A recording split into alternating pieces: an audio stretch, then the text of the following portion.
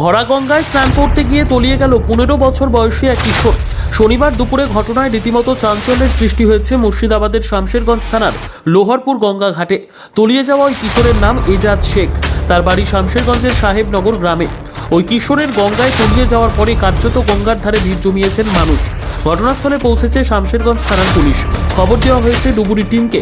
ভরা গঙ্গায় কিশোরের তলিয়ে যাওয়ার ঘটনায় কান্নায় ভেঙে পড়েছেন পরিবারের সদস্যরা। ওটা প্রায় দুপুর 1টা নাগাদ আমাদের সাহেবনগর গ্রামের আনুমানিক নাম রিয়াজ শেখ, বাবা তৈমুর শেখ নদীতে স্নান করতে আসে কয়েক বন্ধু মিলে।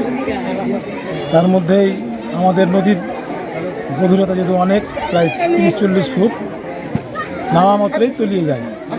এবং আমাদের এই পাশেই এক নৌকা ছিল, নৌকা ছেলে ধরার চেষ্টা করে ছেলেটাকে, কিন্তু 1 মিনিটের মধ্যে ছেলেটা কিন্তু নদীতে ডুবে যায়। তারপরে আমার কাছে ফোন আসে, আমি ওসিকে বলেছি, ওসি প্রশাসনকে পাঠিয়েছে এবং বিডিও সাহেবকে বলেছি। বিডিও সাহেব দুবারকে ডেকেছে এবং বহরমপুরে যে নদীতে যারা সেচ দপ্তরকে বলেছি, তারা তাড়াতাড়ি চলে আসবে এবং যাতে ছেলেটাকে খুঁজে পাই তার ব্যবস্থা করবে। আমরা চাইব যত সম্ভব ছেলেটাকে পাওয়া যায় তার যাতে ব্যবস্থা হয়। মতো স্নান করতে এসেছিল, বয়স আনুমানিক 15 বছর। তার মধ্যেই যে নদীর যে গভীরতা প্রায় 20-30 ফুট, বুঝতে পারেনি ওই গভীরতার মধ্যে নেমে পড়েছে, তার মধ্যে তলিয়ে যায়। বেশ কিছু লোক বাঁচাবার চেষ্টা করে কিন্তু কাজে লাগাতে পারেনি।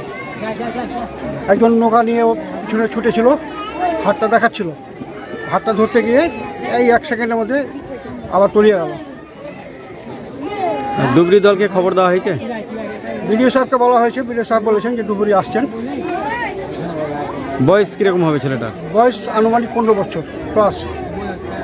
কোনো স্কুলে পড়াশোনা করতো? প্রাইমারিতে পড়তো, কিন্তু ওর বাবা যে ফল বিক্রেতা, ভ্যানে করে ফল টল বিক্রি করে, তাদেরকে সাহায্য করতো। তার সঙ্গে সঙ্গে থাকতো গরিব মানুষ।